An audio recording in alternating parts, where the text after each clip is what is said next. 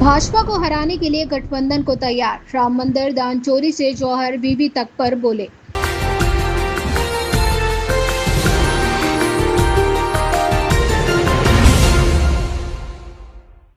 सहारनपुर में सांसद असदुद्दीन ओवैसी ने बड़ी घोषणा की है। उन्होंने कहा कि भाजपा को हराने के लिए हम गठबंधन को तैयार हैं। इस दौरान उन्होंने भाजपा, सपा और कांग्रेस पर भी हमला बोला। इस दौरान उन्होंने राम मंदिर में चढ़ावा चोरी और रामपुर की जौहर बीवी को लेकर भी सरकार पर निशाना साधा।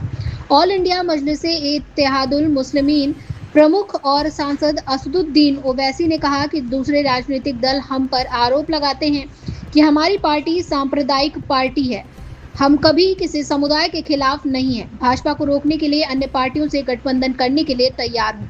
मुख्यमंत्री पर निशाना साधते हुए कहा कि आपकी नाक के नीचे चोरी हो गई। जो स्कैनर लगना था वो आस्था के लिए नहीं बल्कि लूट के लिए लगाया गया। सांसद असदुद्दीन ओवैसी शनिवार को चिल्काना रोड पर आयोजित जनसभा को संबोधित कर रहे थे।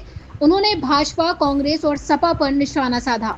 कहा कि आपने सबसे अधिक बार कांग्रेस को प्रदेश की सत्ता में बिठाया, इसके बावजूद सबसे अधिक बेरोजगार हमारे समाज में हैं।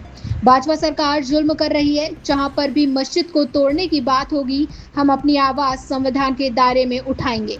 यदि जुल्म के खिलाफ आवाज उठाना सांप्रदायिक है तो मैं जुल्म के खिलाफ अपनी आवाज उठाता रहूंगा। मैं फिरका परस्त नहीं बल्कि इंसाफ परस्त हूँ। उन्होंने कहा कि जिस समाज ने अपना झंडा और अपना नेता बनाया है उन्हें ही इंसाफ मिला है। जो समाज अपना झंडा और नेता नहीं बना सका और ना ही अपना नेतृत्व तैयार कर पाया उसे इंसाफ नहीं मिलता। कहा कि सहारनपुर में लकड़ी की नक्काशी का काम होता था, वहां भी अब जयपुर चला गया है। जनसभा को संबोधित करने से पहले मीडिया से बात की। कहा कि सरकार जौहर बीवी को निशाना साध रही है। उत्तर प्रदेश की साक्षरता दर काफी कम है। 19-20% मुस्लिम आबादी में से मात्र 3.5% ही स्नातक की शिक्षा हासिल कर पाती है।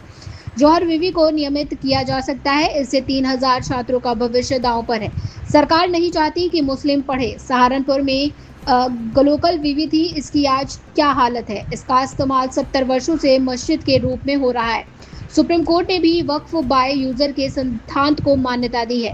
नए मामलों में ये लागू नहीं होता, लेकिन पुराने मामलों में ये व्यवस्था लागू रहती है।